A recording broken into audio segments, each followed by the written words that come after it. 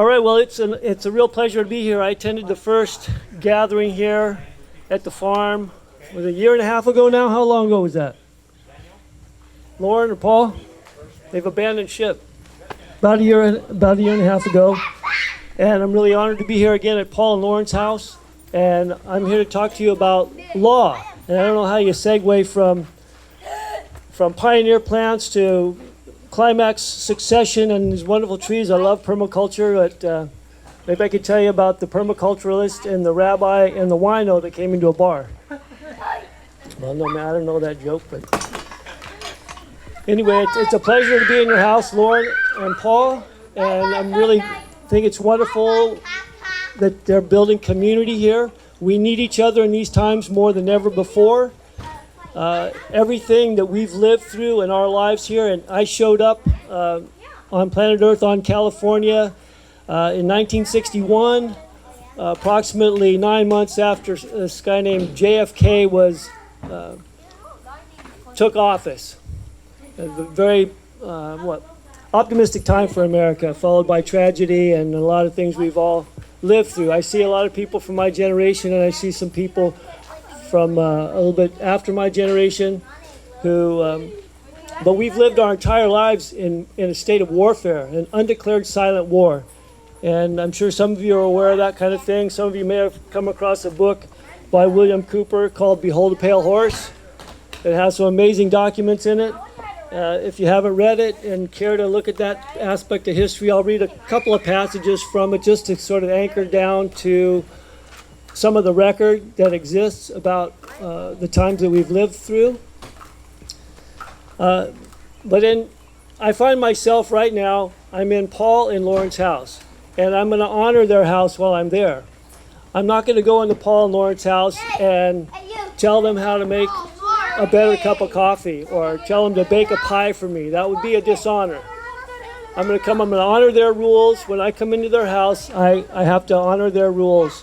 And that has relevance in the law, because most of us really don't know what house we're in, and we really don't understand the legal situation that we were born into and that we've lived in our entire lives by custom. We've just done things because everybody told us that's what we had to do, and we didn't realize there was any other way to do it. I'm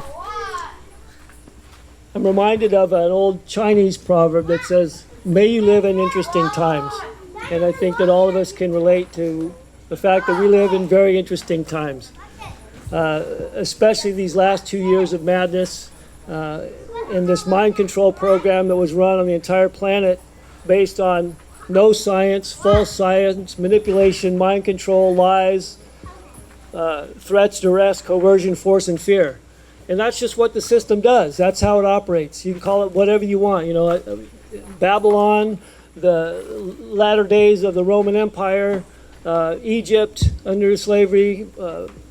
I just call them parasites. I just think it's parasites. You know, the system promotes sociopaths and psychopaths into positions of power and leadership, and they've done that over a very long period of time in every walk, every area of life: media, politics, finance, business, everything. And we're finding that out now. Things are coming to light, right? Whether you're scripturally oriented or not, we're in, end times, revelations, whatever, things are being revealed now. Rhonda, is it? Rhonda's talking about our vibration, our frequency. I'm a very spiritual man. This path out is an inner process too to freedom. There is a way to handle the paperwork, the legal situations that you find yourself in. And you find yourself in those situations by contract and consent. Your consent may be, as is mentioned in the Matrix, you may remember Morpheus, or it was the architect, I think, when Neo was in talking to the architect, when he's talking about the previous versions of the Matrix that crashed and burned. Because even if people only realized or gave their consent at a deeply unconscious level, they kind of bought the program, but it failed and fell apart.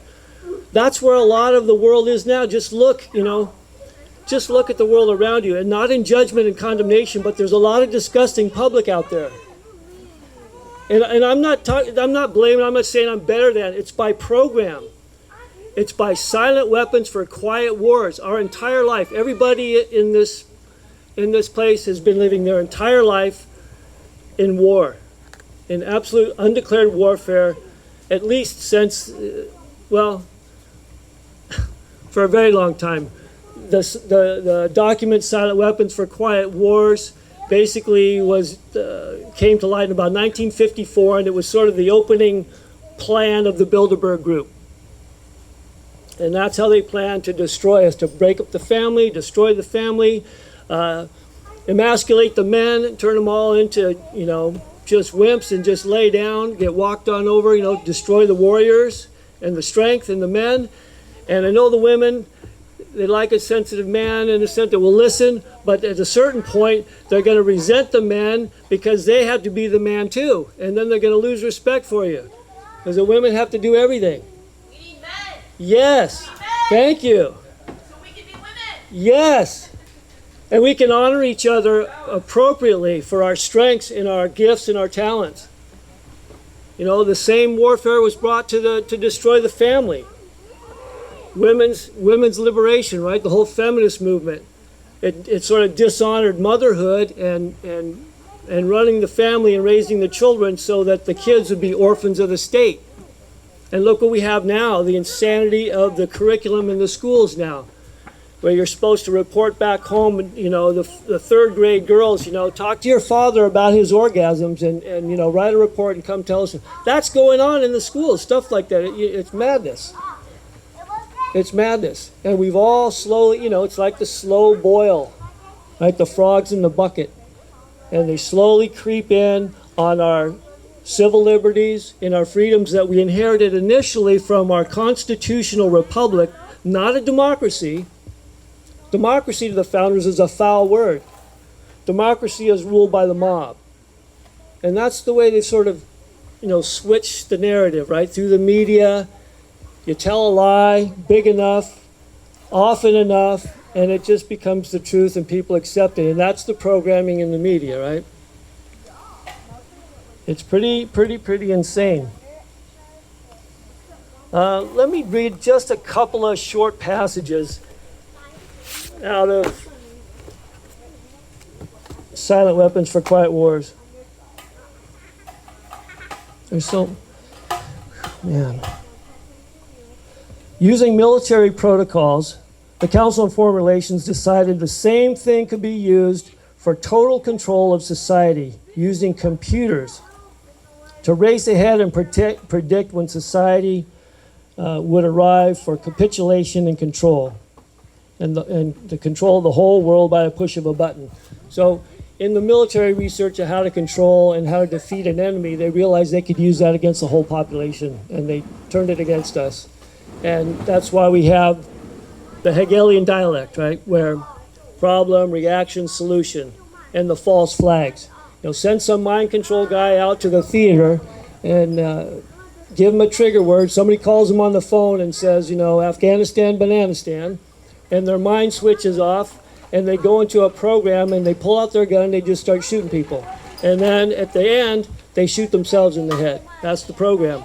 And so then we have this big media frenzy, and they're talking about, oh my God, the tragedy, guns are evil, we have to collect all the guns. Well, what do you think's going to happen when all the guns get taken away? Yeah, nothing to worry about. Get shot. I'm sorry, I can't get out of it. There's a lot of historical precedent for what happens when all the guns leave countries, and then the sociopaths come in and they just overrun everybody. Capture the whole nation, the whole state. Silent weapons. Silent weapons are in your kitchen. They're in your bathroom. They're in your deodorant. They're in your soaps. They're in your laundry detergent. They're in your air fresheners, your Febreze. All that stuff is attacking you on multiple levels.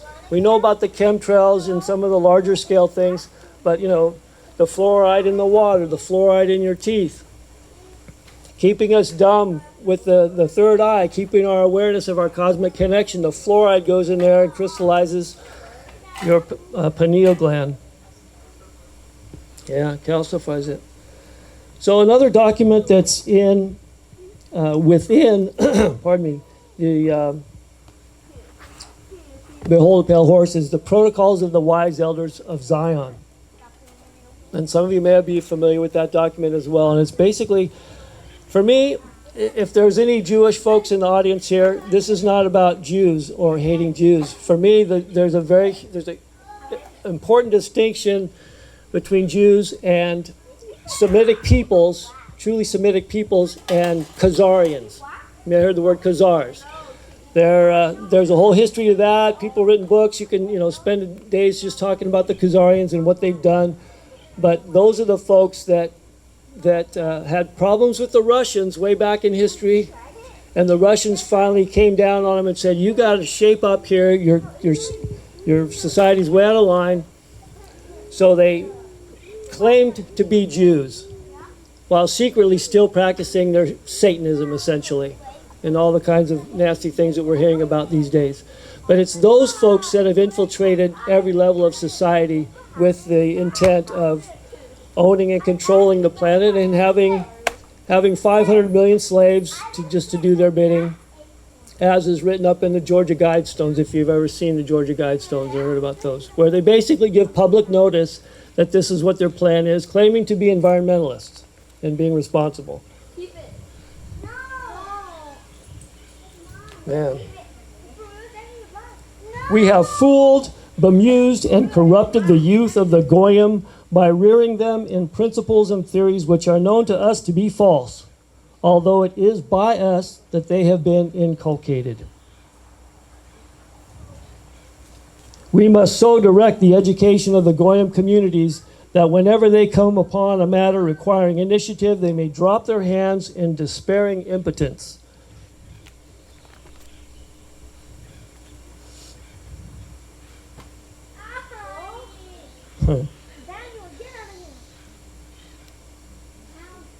In order to give the Goyim no time to think and take note, their minds must be diverted towards industry and trade. How many people these days have 2, 3 jobs and can barely sit down and think for a minute before they go to their next job, just to try and get enough money to keep a roof over their head and some food on the table for their children? Everybody's so stressed out, it's very hard to see straight. By design, by plan and design, right? It's not by accident that these things have happened. It's been a very slow, long-term process that's being revealed now. And as much as I've been immersed in this study of this and in the law and money and banking and so forth over the last 12 years, I'm absolutely an optimist. For me, in my heart, I believe that the war is actually won. And that I truly do. I really have no doubt. And communities like this and people all over the planet, all over the country are gathering with the same feeling in their heart that it's time to come together again and live sanely again, with our feet back on the ground, in control of our families and our food production and so on, building a sane, sustainable future. Where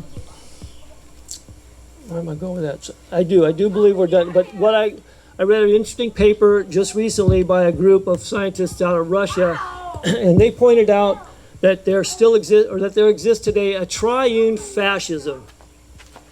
And fascism, in simplest terms, is government by corporations. And triune being 3, of course, tri. So we have this absolute fascistic control in finance, in administration, and bureaucracy, and in the social sphere. So you look at that as in finance, of course, banking. I mean, banking more and more controlled. You can't even do a banking transaction for more than $100 without showing ID or swiping your card or something, so that you can be tracked and everything you do is recorded on a computer system somewhere. In bureaucracy and administration now, right? The whole thing post-COVID. I mean, it's all about control. It's not about money, because there is no money. Since 1973 especially. That's a whole other topic we might touch on, but there is no money. Nobody can pay. You haven't paid most of you, or many of you, your entire life, you've never paid for anything. The The law is a matter of custom and practice in a certain area, and that's what we used to call the law of the land. And that was different in different places. In Lauren's house and Paul's house, the law is one thing. If I go over to your house, the law is going to be a little bit different. I might not be right if I run around naked in your house. That might be a dishonor or a real problem, Or I come over to somebody's house and I tell your wife to make me a cup of coffee. Well, I might have a real problem if I start bossing you around in your house. Well, see, in the legal sphere, we're in a proprietary jurisdiction. We're in a house and we don't realize we're in there, and we have volunteered, we've contracted into it by custom, because everybody said, oh, when you're 16, you got to go get a driver license. Well, what is a driver license? It's a license to carry and transport goods and people and so forth on the highways. Yeah, to operate, it's a privilege to do something that is otherwise illegal. But, this is a hugely key point. When you contract into just about any of those contracts, you waive your fundamental rights given to you by the Creator when you do that, and you accept the privileges that are granted to you by whatever jurisdiction it is you're contracting with. With the driver's license, it's the United States or the state of California. But the state of California is really a sub-corporation of the United States. It's really just the United States Corporation. You can look that up on Dun & Bradstreet, and you can see the registration number for the corporation, United States. It's a business. It's not the constitutional republic that we learned about in 8th grade civics, which they don't teach anymore. It's a corporation for profit owned by who knows, the Venetian families, old families connected way back to the Roman Empire and European financiers and so on. And it's a government services corporation that we have contracted with. We have a fundamental right to labor. We don't have to get the privilege to work. You mentioned earlier, you were talking about down at the beach, how now they're passing new laws so that people can't go down and sell their food or their drink or whatever and so on, making it harder.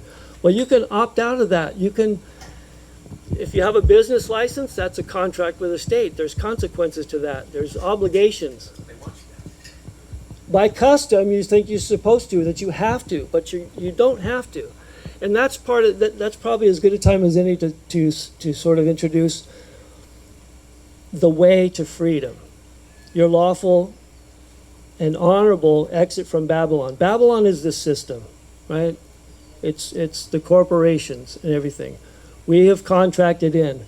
If you found yourself listening to patriot folks who are talking about the law and they want to do status correction, or they're a sovereign and they're gonna put a lien on the court or the judge, and they're gonna press charges against the sheriff because they're not doing this or not doing. No, in that system, in admiralty, maritime, international law, that's for merchants, mariners, and their property. That's what that legal form is for. In that equation of those three choices, what do you think you are? Property. You're their property. When I was released from the waters of my mother's womb and I landed on California, by custom, my mother filled out a document and she informed the state that a foundling showed up, and it was delivered in the delivery room to the dock. See the maritime metaphor there? Yeah. Doesn't that contract lack informed consent? That's an argument. And you can make that argument, and argument is the realm of the attorneys. And you're still in their house. So how much remedy do you think you're going to get with the attorneys arguing for you? No. Anybody know what you confess when you hire an attorney? You're awarded the state property. You're a ward of the state. You're a ward of the court. You submit yourself to the jurisdiction of the court. And also, you also confess that you're a child or person of unsound mind. By default, that's the only person that an attorney can represent. Represent. And that whole venue is the realm of the dead.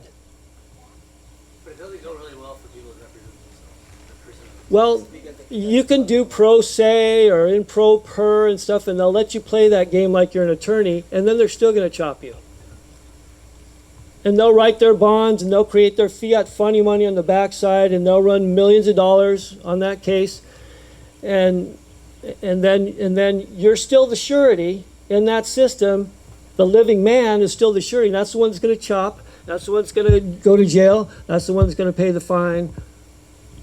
Unless you know how to bring equity into that court. Because really all they're doing is they're prosecuting the dishonor. And it's written in the law. See, that's the thing that we do different than anybody else you're going to find. The man that I've worked with here, his name's Randy. He's a very, very private man. He has sacrificed much to learn what he's learned about this remedy, this lawful remedy and equity, and how to leave the system.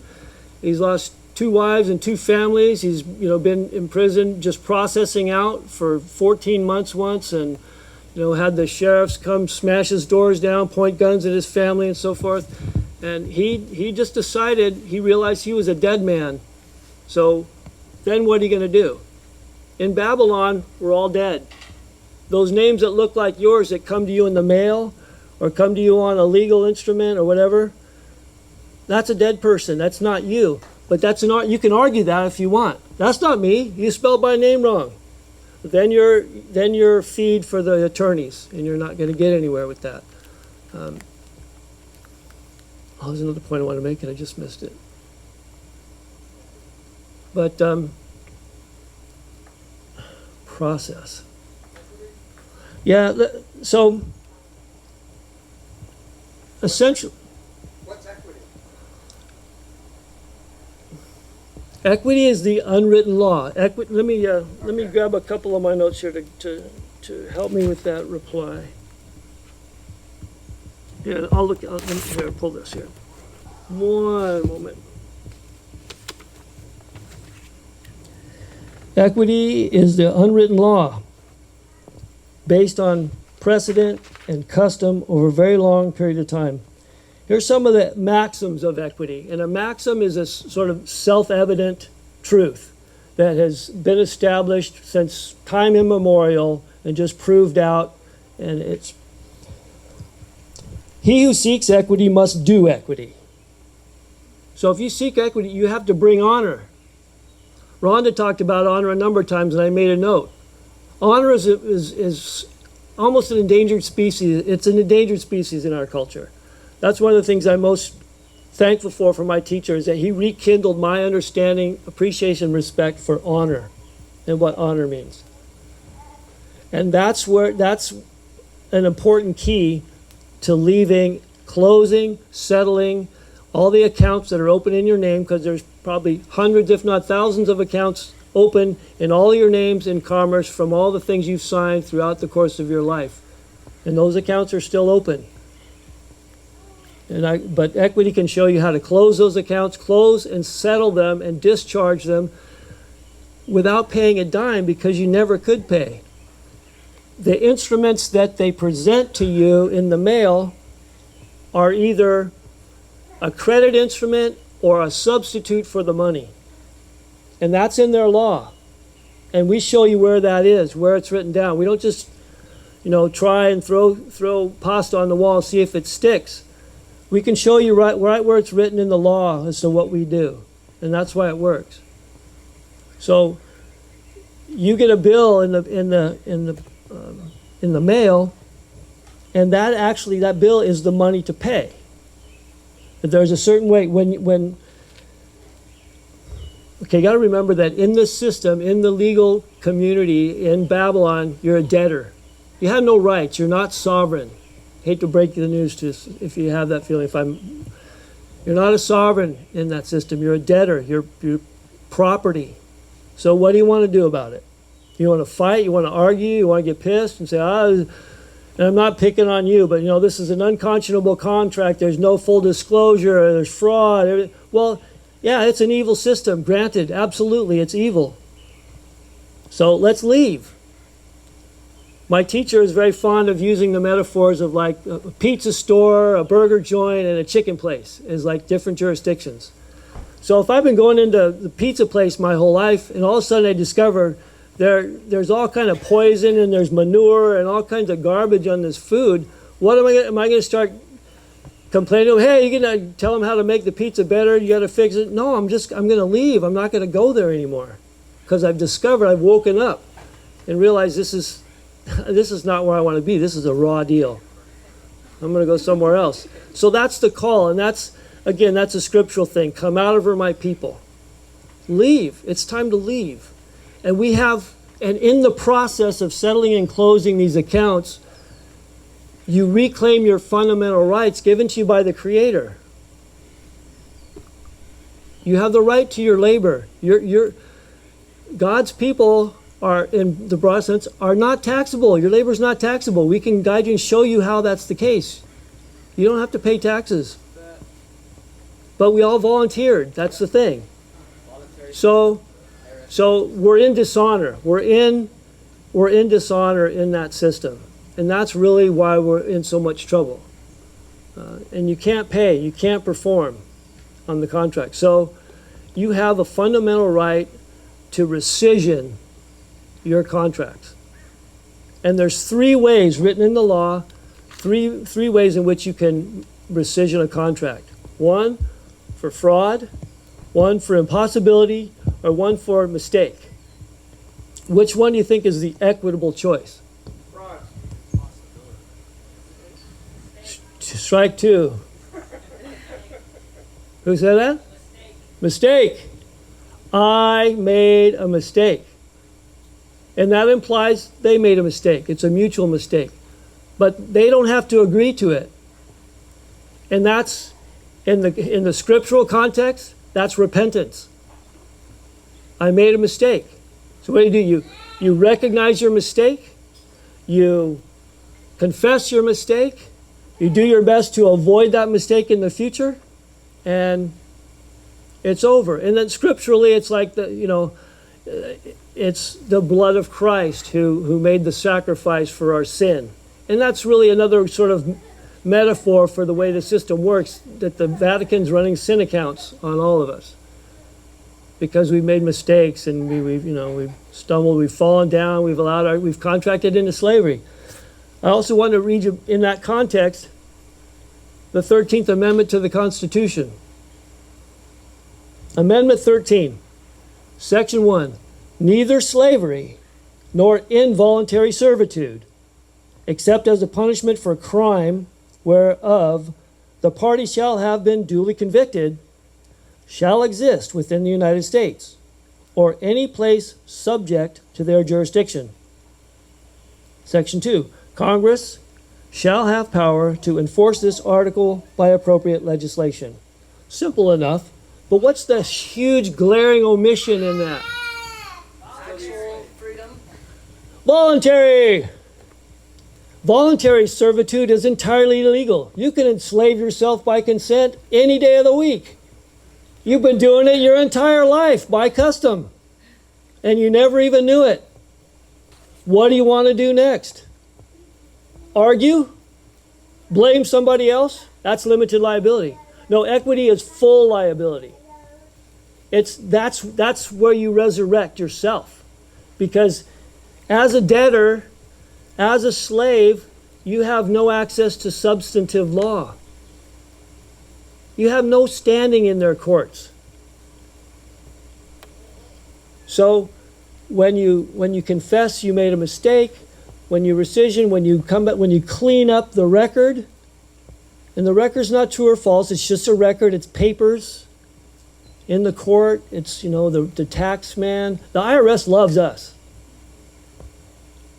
The IRS loves us because we close the loop. It's an electric circuit. We close the loop. We know how to handle the paper, how to accept it, how to honor it, and give it back as a substitute for the money.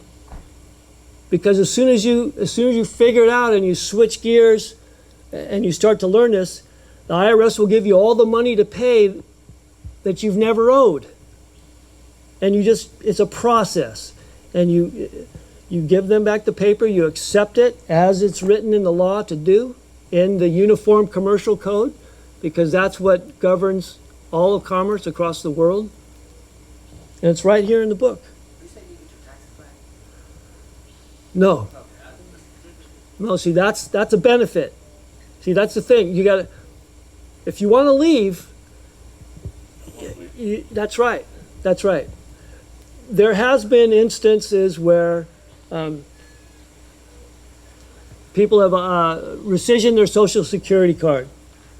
And I've done that, but I haven't gotten the letters back yet or the complete closure of it. But my teacher, Randy, has seen a number of people that have done that, and then they'll write you a letter and says, oh, you cannot voluntarily opt out of Social Security. But that's not what we did. We rescissioned it because we made a mistake. But they'll try and trip you up and see if you really know what you're doing. It's called a draft. And see if they can get you to fall down. Recontract. Yeah, cops do that. Yeah. They'll bring the threats, duress, coercion, force, and fear and see if they can get you to buckle down. Your knees shaking too much and you fall down.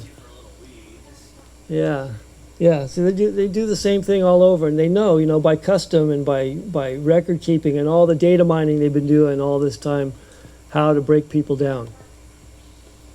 But I got myself off track a little there. So thank you. Social Security card.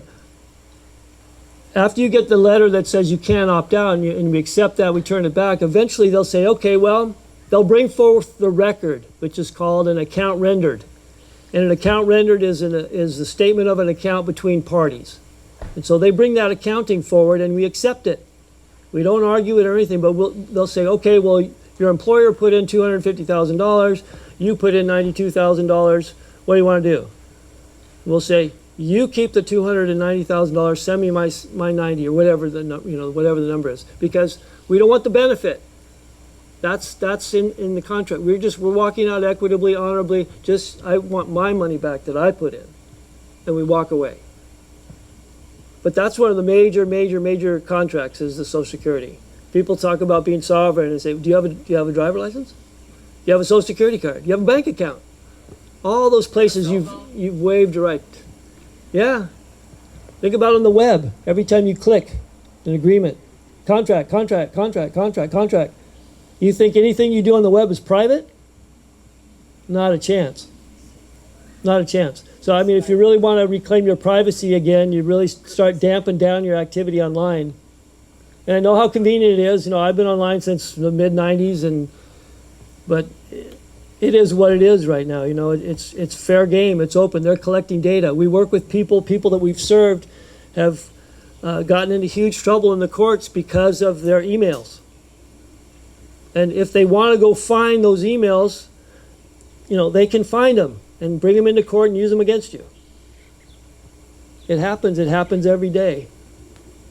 So anyway, that's a little bit about privacy. I mean, it's a choice. We have the right to privacy. But we just buy custom again. There's that word, buy custom. We just click, sign up, yeah, agree, don't read any of the contracts, and so on and so forth. One of the hugest ones in terms of contract is the mortgage, right? How many of you have ever read the 92 pages or whatever your mortgage contract? Anyone that ever signed one? Probably no one ever. But there's a particular clause in there that says, I'm not going to get the quote quite right, but it says, I understand that I am herein seized of the estate granted. So you get a grant deed. There's a grant deed granting the property. And then they just do the sleight of hand, that massive contract where you're seized of it. And then that estate is given over into a deed of trust, which transfers title to the trustee, who has legal title now and power of sale. And they know when they're going to foreclose on you and you're going to lose the land. And that again, that's in the protocols and in silent weapons. They realize they have to get us off the land because if people are land proprietors, they don't need us. they're not vulnerable. We want to get everybody onto Obamacare and into ward of the state and everything, so that they just have to take the shot. So they have to get their COVID ID so that they can go and buy a $50 loaf of bread or whatever the case may be. So it's time to leave. It's time to lead. And equity is the unwritten law that you bring over, you grab over there and you bring it into the court, and it's like kryptonite to the lawyers, and they just kind of shudder, and it ends the controversy. That's what you do. You end the yeah, please. So rescission initiating circumstance would be mistake for the rescission movement. Correct. That's the equitable remedy for that. You made a mistake, and it's repentance. I made a mistake. I'm going to do my best to avoid that mistake in the future. And it never happened right then. Equity says it happens right now, but you have to know that. If it's a situation in a court, in the legal realm, and you proffered the court with a document that you signed, that's something you would want a rescission. And so you rescission it because you made a mistake, and it never happened. But they might try and bring it up again. They might hand you another copy of that same document. Well, what do you want to do with this? Yeah, you don't want to re-enliven it. Because once you commanded rescission, it's done. That's right. Right then, that instant, it's done. But that doesn't mean that on a different day, a new offer might get better results, right? Okay. So they could, Another offer. yeah. Oh, what about this? Your Honor, may I review the record, please? Well, sure. Yeah, take it. You read it over again, rescission it again, and you give it back to whoever made you the offer. Everything that comes in front of your face in the mail and otherwise is an offer. In commerce, under the UCC, each of those pieces of paper, and it only gives a debtor one power: to accept. Not accept upon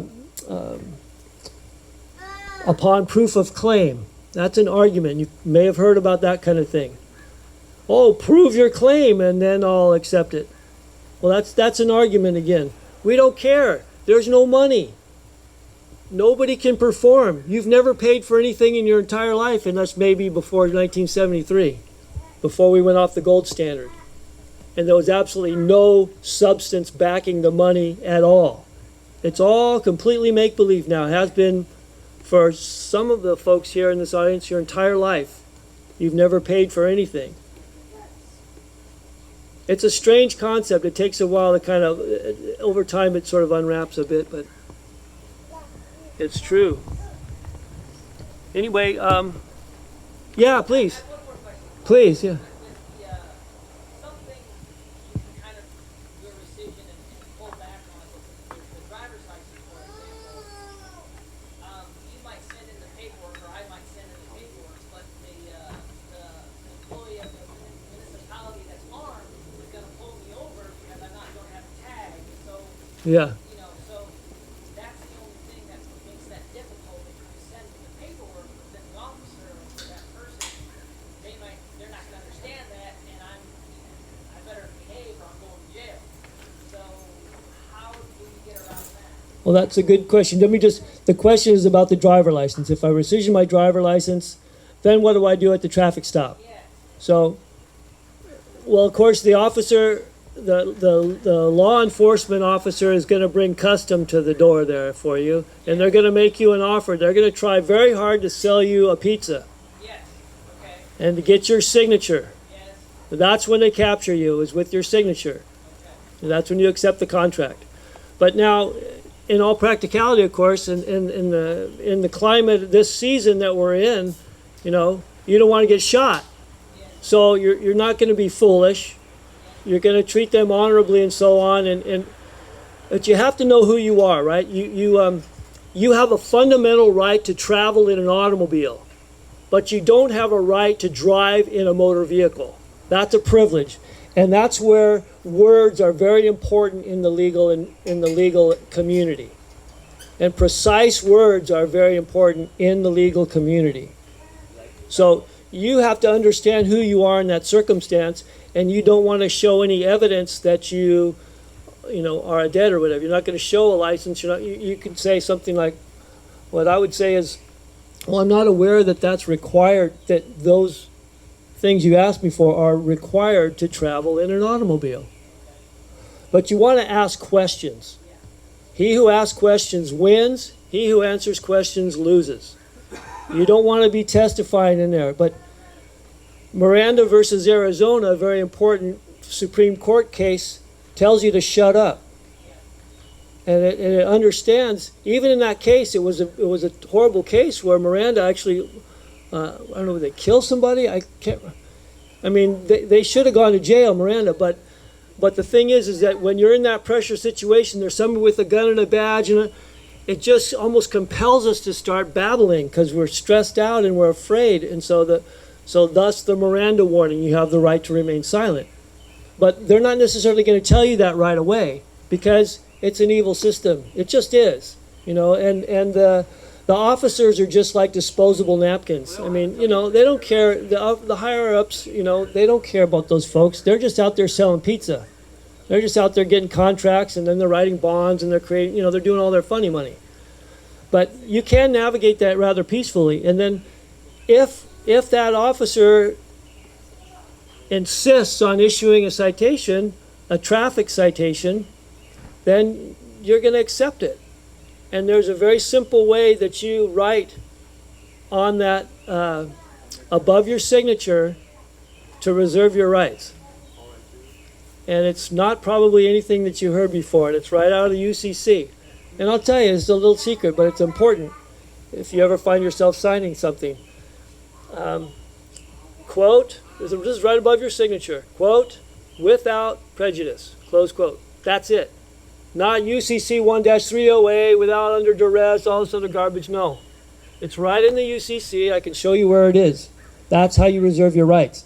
And you're reserving your right to terminate the controversy and to rescission in this case. You just go home, you rescission it, and you send it back, and it never happened. Okay, so without prejudice, and then when they send you something in the mail, then rescission that. But let me say this. I'm telling you this here, and though it is kind of simple, but there's more to it then, and we want to teach people so that there's some of you that have acumen and have studied and or have some familiarity in the law and so forth.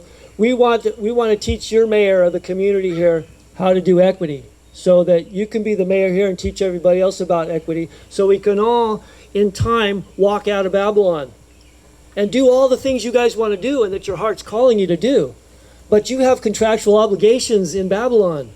And until that triune fascism totally is done, that system can still come after you. If there's reason to, if your head pops up or you get on the radar, or you get a traffic stop or whatever it is. Or the IRS is coming down on you, or you get, somebody files a lawsuit against you. Equity can deal with that stuff really gracefully. But there's a cost, and it's a process. You can't always tell exactly how many steps it might be. It depends on, the situation, but we have a remedy. We have a real remedy. Yeah, please. There are type of land, like where you actually own it, the other types you don't. Is it alluvial title? Is there any certain alluvial? That's one of the most challenging subjects, of course, because it's just like, see, that's where the systems come down the hardest on everybody, in the mobility, moving about, and on the land. Because like I said, out of the protocols, we got to make sure that they're not land proprietors, because then they don't need us. And we can't herd them into the cities and get the COVID ID and everything else. Man, I don't know how well I can answer that question about land. It's what my teacher always says is that we have to what's the right word?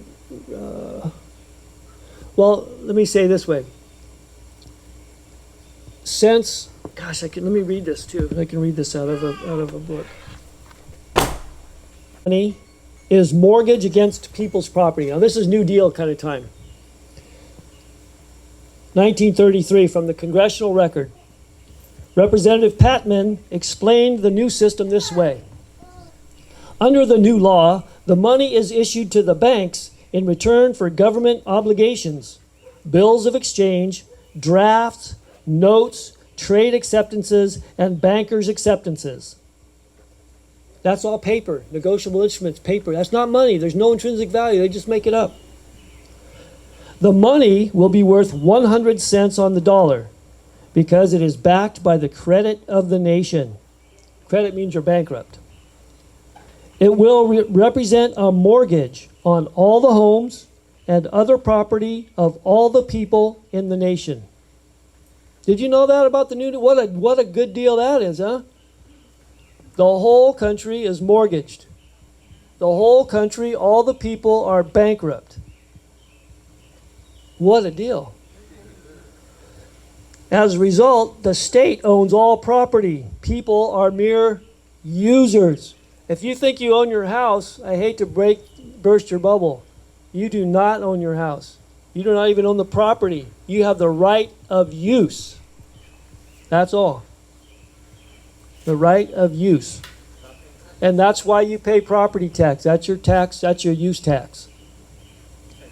Senate document number 43 from the 73rd Congress, first session, states, the ownership of all property is in the state. Individual so-called ownership, quote unquote, is only by virtue of government. That is to say, law amounting to mere user, and must be in accordance with law and subordinate to the necessities of the state. So you have the privilege of use by law as long as you obey, as long as you behave according to the codes and statutes of the corporate United States Legal Services Company. Is there a way around it? Hello, job title? Well, part of it gets back to that process of settling your contracts. See, we don't realize the obligations of contract. They're all there in all this, the small print, the fine print, the stuff nobody ever reads. Like I just mentioned about the mortgage. You think, oh man, the curtains are nice, the carpet's really nice, and look at that bay window there and the view, and you sign all every place they tell you to sign, and you don't realize that you gave up the whole thing right there at the very beginning. You gave up your title. You gave up the whole estate. You gave up your fundamental claim to the land. It sounds like we don't have one anyway. Well, that's what we have. That's what we're working to get back to. I mean, this system has turned everything on its head, right? Turned everything upside down and put this artificial creation of a state above the living men and women. And so we've basically died, right? And it's back to like the metaphor in the scripture of resurrection. Equity empowers you to resurrect yourself out of the dead world of commerce and fiction and being the bonded surety to this bankrupt franchise. It's a name that looks like yours, but it's not you. But as in the Matrix metaphor, you've been plugged in your spine and tapped your whole life, and they're just milking your energy and your life force and your creativity in every way possible until we wake up. And equity helps us to wake up and deal with all those contracts and stuff so that we free ourselves. That's the whole point of it. I mean, yeah. Yeah. Oh, please, yeah. Yeah, so equity enables us to wake up and regain title to the land, which we ought to have. Like, is there a process? It's just, I bought this land, I own it. Fuck off. Absolutely, there's a process. It's a lot of layers of the contractual obligations have to be dealt with. It's the land is the toughest one, but this is another thing about we need each other. You know, I serve people, and they honor us with gold and silver or Federal Reserve notes for what we do. They can't afford what we do. Nobody has enough money, but if people honor us, then we will sacrifice and we will work hard and we'll help you to learn and to put your fires out or untangle yourself too. As long as there's honor, we're talking about honor. It's so important. please. Talking about untangle ourselves, right? So what we're needing to do is we're needing to take back our planet. This is our planet. We are the good children of this planet. We are the living men and the living women of the living soil, this planet. Absolutely. Sasha Stone, right? Sasha Stone, Mark Passio. We have voices on the planet like yours, like Mark Passio, like Sasha Stone, all right? And we are creating something new on top of the old. Yeah. Don't need it. Well, that's Buckminster Fuller. Don't fight the system. Just build a better one over here. And that's what we're going to leave and go over there. We don't need to turn around. When I turned around to fight the authorities last year, I got taken down really hard. I got assaulted. Wasn't very fun, was it? Yeah, it was kicking me in the face, you know, these kinds of things. So turning around and fighting the old system is not going to benefit us too much. I No. understand there's a way out legally. That's super cool. Well, there's your serenity prayer. The best way, exactly. Yeah, Mama needs to learn some stuff. All right, but like the best way out of this is to raise our frequency. How do we do that? We find our balance, right? We find our magic. We find out who Yeah. we really are. All right, because we don't need this, whatever this is, this nonsense that we've been inside of. No. We don't need it, but we've forgotten our power. We've forgotten our confidence. We've forgotten our frequency. We have forgotten Yeah. our strength. We've forgotten who we really are. Holy fuck, I don't need this shit. I don't need these old systems. Yeah. This old stuff. I haven't paid my electric bill in a couple of years. I have electricity. I'm driving through stop signs every single night. I don't get pulled over. I have a frequency that's taken up higher. I am living in a different kind of space. Yeah, I'm yeah. not playing down here anymore where they can get me. Yeah. I decided not to play there anymore. I'm going to play up here. But how do we get that to that place? Oh my God, we got to really do some fucking work. Okay? And Yeah. then, oh, help me, help me, help me, help me. I'm going to sacrifice myself so that you give me land and give me food and all this kind of stuff. No, take it in. Take it in. Grow your own power and grow your own food. Yeah. Yeah. Yeah, absolutely. And that's, Out, man. see, that's the inner process, the redemption. That inner process creates that outer reality for us. Yeah. See, we get a lot of people. We get a lot of people that come to us that want to pay us some money to write some letters and fix their problem. That's not equitable. Go inside. You know it because you walk it yourself and you're expressing it beautifully. Thank you. That's where equity is. That's where our redemption is. That's where our resurrection. It's inside each of us. Equity acts in personam. It doesn't act corporately for a group. It acts in personam. That's each of us individually as living, breathing men and women. We have to walk it out ourselves. We have to face ourselves. We have to disconnect. We have to give up the garlic, the leeks, and the onions from Pharaoh and go out and grow them ourselves. And come together and recreate community like this group is doing. And like other wonderful people around planet Earth are doing. And we can leave the system peacefully in a process, you know. We can. There are